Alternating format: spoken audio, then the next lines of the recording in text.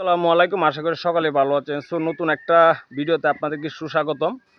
আজকে আমরা কথা বলবো যে ইংলিশে কিভাবে পরিচয় হতে হবে, মানে কিভাবে পরিচয় দিবে বা কিভাবে আপনি আস্ক করবেন, কিভাবে আপনি প্রশ্ন করবেন, কিভাবে সে আনসার দিবে, ওই বিষয়গুলো মূলত আজকে আমরা তুলে ধরবো।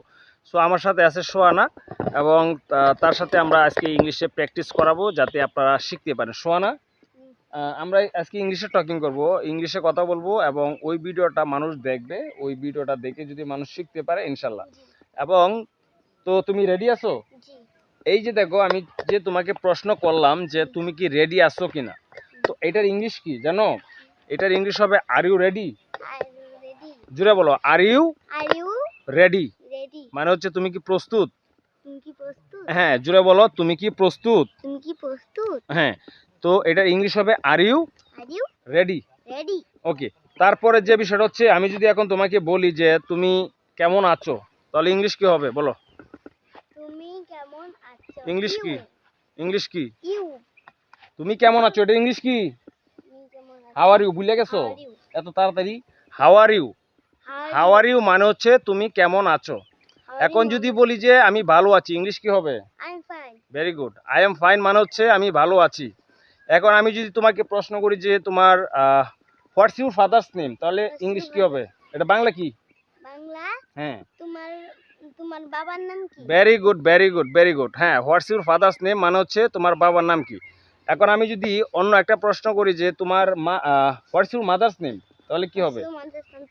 তোমার মার নাম কি? Very good, very good. হ্যাঁ, হোয়াটস ইউর মাদার্স নেম হচ্ছে তোমার মায়ের নাম কি বা আপনার মার নাম কি, আম্মার নাম কি, জিনিসটা একটাই। তো এইভাবে মূলত আসলে আপনারা প্র্যাকটিস করবেন। প্র্যাকটিস না করলে আসলে ইংলিশ শেখা যাবে না। এবং যারা দূর দূরান্ত থেকে আমাদের ভিডিওটা দেখতেছেন, অবশ্যই ভিডিওটা বেশি বেশি শেয়ার দিবেন। এবং যদি চ্যানেলে নতুন হয়ে থাকেন তাহলে অবশ্যই চ্যানেলটা সাবস্ক্রাইব করবেন। আর যদি ফেসবুক পেজ থেকে দেখে থাকেন তাহলে অবশ্যই পেজে একটা লাইক দিবেন এবং আমাদের পেজটা ফলো দিবেন। তারপরে আমি যদি প্রশ্ন করি যে তোমাদের ভাই বোন কয়জন, এটা তো একটা ইংলিশ আছে না? তো এটার ইংলিশ হবে how many brothers and sisters have you. হ্যাঁ, তার মানে হচ্ছে তোমরা ভাই বোন কয়জন? আমরা ভাই বোন দুইজন। হ্যাঁ, মানে হচ্ছে আমরা দুই বোন, আসলে কোনো ভাই নাই, এটাই তো বলবা। হ্যাঁ, আই হ্যাভ, বলো I have two sisters no brother. হ্যাঁ, ভেরি গুড, ভেরি গুড। তো এখন আমরা আরো কিছু প্রশ্ন করব, শেষ না। এখন আমি যদি তোমাকে আরো কিছু প্রশ্ন করি যে তোমার ঠিকানা কোথায়, মানে ঠিকানা বলতে তোমার বাড়ি কোথায়, তোমার বাড়ি কোথায়, এটা আমরা অনেকেই প্রশ্ন করি না? হ্যাঁ, দাঁড়াও, তোমার বাড়ি কোথায়, আপনার বাড়ি কোথায়, এটা ইংলিশটা কি হবে? এটা ইংলিশটা হবে হোয়ার ইজ ইউর হোম অথবা where is your address. Where is your home অথবা where is your address. Address মানে হচ্ছে কি ঠিকানা, অ্যাড্রেস মানে কি ঠিকানা, আর হোম মানে হচ্ছে বাসা। ঠিক আছে, তো হোয়ার ইজ ইউর হোম মানে তোমার বাসা কোথায়। তো তোমার বাসা কোথায় বলো?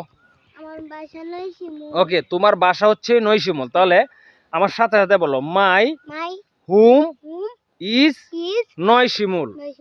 My home is Noyshimul. আচ্ছা, আমার বাসা হচ্ছে নয়শিমুল। ওকে, যদি আমি প্রশ্ন করি যে তোমার বাবা কি করে, তাহলে ইংলিশে কি হবে? আমার সাথে সাথে বলো, what does your father do. আপনারাও মোটামুটি ভালোভাবে মুখস্থ করে ফেলেন। What does your father do মানে হচ্ছে তোমার বাবা কি করে। এখন যদি বলি যে তোমার বাবা কি কোনো ব্যবসা করে কিনা, এটাও তো আমরা অনেকভাবে প্রশ্ন করতে পারি বা হয়ে যায় অনেক সময়। তাহলে হবে ডাজ, বলো। আচ্ছা, আমি তাকে নিয়ে প্র্যাকটিসটা করাই যে তোমার বাবা কি ব্যবসা করে, এটা তো একটা প্রশ্ন হইতে পারে, তাই না?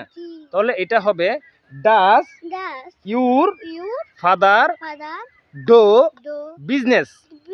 হ্যাঁ, মানে হচ্ছে আমি আবারও বলতেছি, does your father do business মানে হচ্ছে তোমার বাবা কি ব্যবসা করে কিনা, এটাই হচ্ছে মূলত ইংলিশ। আর দেখা গেছে এরকম আরো অনেক অনেক, তবে আপনারা মুখস্থ করে আসলে কখনো ইংলিশ বলতে পারবেন না। আপনাকে ইংলিশটা বুঝতে হবে, ইংলিশের গ্রামার বুঝতে হবে, ইংলিশে ওয়ার্ড মিনিং বুঝতে হবে, একটা বাক্য কিভাবে অ্যাকচুয়ালি তৈরি করা যায় সেটা আপনাকে প্র্যাকটিস করতে হবে, বুঝতে হবে, শিখতে হবে। আপনি দেখা গেছে যে শুধু শুধু এই ইউটিউবের ভিডিও দেখে দেখে আপনি অনেক সময় নষ্ট করবেন, অনেক অনেক এমবি খরচ করবেন, কিন্তু কোনো লাভ হবে না। তো আমি যেটা বলবো যে আপনারা ইংলিশে প্র্যাকটিস করেন।